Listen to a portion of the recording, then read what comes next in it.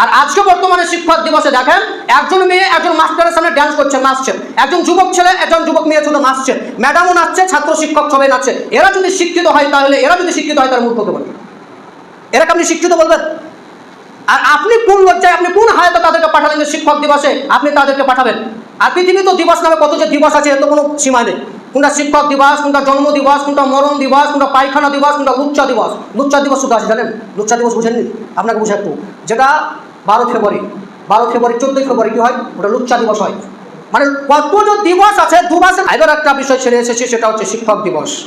যেহেতু নবীর দিবস সম্পর্কে আরো আলোচনা ছিল, তো আরেকটা বিষয় আমাদের রয়েছে শিক্ষক দিবস। এই শিক্ষক দিবসে কি হয়? আপনার মেয়েকে আপনি স্কুলে পাঠালেন, আপনিও জানছেন যে আজকে শিক্ষক দিবস, আপনার গোটা পরিবার জানছে শিক্ষক দিবস। আর ওই শিক্ষক দিবসে আপনার মেয়ে শিক্ষকের সাথে নাচবে, ডান্স করবে। রাসূল সাল্লাল্লাহু আলাইহি ওয়াসাল্লাম বলেছেন যে তাকারাবুজ জামান, সময় সংকীর্ণ হয়ে যাবে, সময় খুব তাড়াতাড়ি পার হয়ে যাবে, দ্রুত পার হয়ে যাবে। ওয়ায়ুকবাজুল ইলম, ইলম উঠে যাবে, বিদ্যা উঠে যাবে, শিক্ষা থাকবে না। আর আজকে বর্তমানে শিক্ষক দিবসে দেখেন একজন মেয়ে একজন মাস্টারের সামনে ডান্স করছে, নাচছে, একজন যুবক ছেলে একজন যুবক মেয়ে শুধু নাচছে, ম্যাডামও নাচছে, ছাত্র শিক্ষক সবাই নাচছে। এরা যদি শিক্ষিত হয় তাহলে তার মূর্খ হতে পারে। এরাকে আপনি শিক্ষিত বলবেন? আর আপনি কোন লজ্জায়, আপনি কোন হায়াতে তাদেরকে পাঠালেন যে শিক্ষক দিবসে আপনি তাদেরকে পাঠাবেন? আর পৃথিবী তো দিবস নামে কত যে দিবস আছে, এর তো কোনো সীমা নেই। কোনটা শিক্ষক দিবস, কোনটা জন্ম দিবস, কোনটা মরণ দিবস, কোনটা পায়খানা দিবস, কোনটা লুচ্চা দিবস। লুচ্চা দিবস শুধু আছে জানেন? লুচ্চা দিবস বুঝেননি? আপনাকে বুঝে একটু, যেটা 12 ফেব্রুয়ারি 14ই ফেব্রুয়ারি কি হয়? ওটা লুচ্চা দিবস হয়। মানে কত যে দিবস আছে, দিবসের নামে শেষ নেই। মানে কত যে দিবস আনন্দ পালন করবে, এর সীমা রেখা নেই।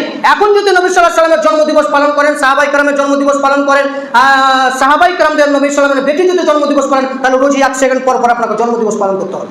রোজই 1 সেকেন্ড পর পর আপনাকে জন্মদিবস পালন করতে হবে। তো দিবসের শেষ নাই। দিবস করতে করতে করতে শিক্ষা, লেখাপড়া সব কিছু শেষ। তো আপনার মেয়ে যে আপনি নাচছে, ডান্স করছে, তো আপনার একটু হায়া হয় না কেন? একটু এই দোস্ত বোধ হয় না কেন? নাকি শরীরে রক্ত নেই, গোটা শরীরে কি পুজ রয়েছে? একটু হায়া হয় না কেন? একটু লজ্জা হয় না কেন? এবং রাসূল সাল্লাল্লাহু আলাইহি ওয়াসাল্লাম বলেছেন ওয়ায়ানজুলু ফিহা জাহাল, মূর্খতা বর্ষণ হবে। বৃষ্টি যেরকম বর্ষণ হয়, মূর্খতা সেরকম বর্ষণ হবে।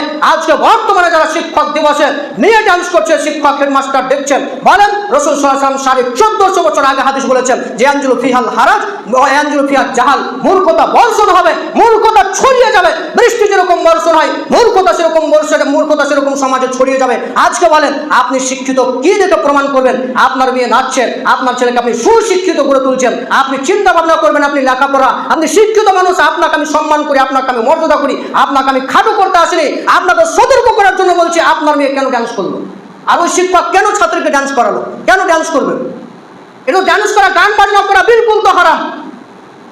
আর এই শিক্ষক দিবসে যত দিবস রয়েছে, সমস্ত দিবসে মানুষ উৎসব আনন্দ পালন করবে, ডান্স করে, আড়ি করে, এগুলো বিলকুল হারাম। এগুলো যাবে না, এগুলো না যায়। কোনো দিবস পালন করা যাবে না, কোনো দিবস পালন করা যাবে না।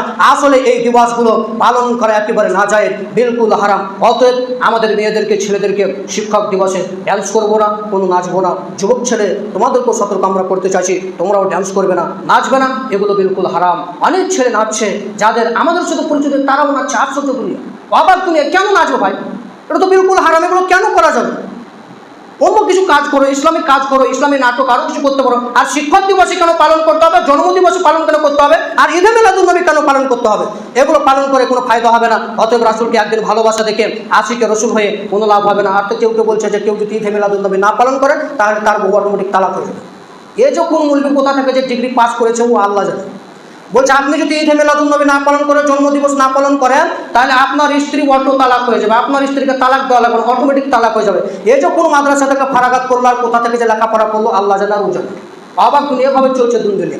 অতএব রাসূল সাল্লাল্লাহু আলাইহি ওয়াসাল্লাম বলছে তারাক্তু ফিকুম আমরাইন, তোমরা দুটো জিনিসকে শক্তভাবে আঁকড়ে ধরবে। লাম তাজিল্লু, তোমরা কখনো বিভ্রান্ত হবে না। মা তামাসসাকতুম বিমা কিতাবাল্লাহ ওয়া সুন্নাত রাসূলি, একটি হচ্ছে আল্লাহর সুন্নাত, আল্লাহর কিতাব, এবং অপরটি হচ্ছে রাসূল সাল্লাল্লাহু আলাইহি ওয়াসাল্লামের সুন্নাত। অতএব এই হাদিস এবং কোরআনকে শক্তভাবে আঁকড়ে ধরেন, ইনশাআল্লাহ আপনারা পথভ্রষ্ট হবেন না। আল্লাহ তুমি সকল মানুষকে দিবস থেকে বাঁচার তৌফিক দান করো। সকল মিলে আল্লাহুম্মা আমিন। সুবহানাকাল্লাহুম্মা ওয়া বিহামদিকা আশহাদু আল্লা ইলাহা ইল্লা আনতা আস্তাগফিরুকা।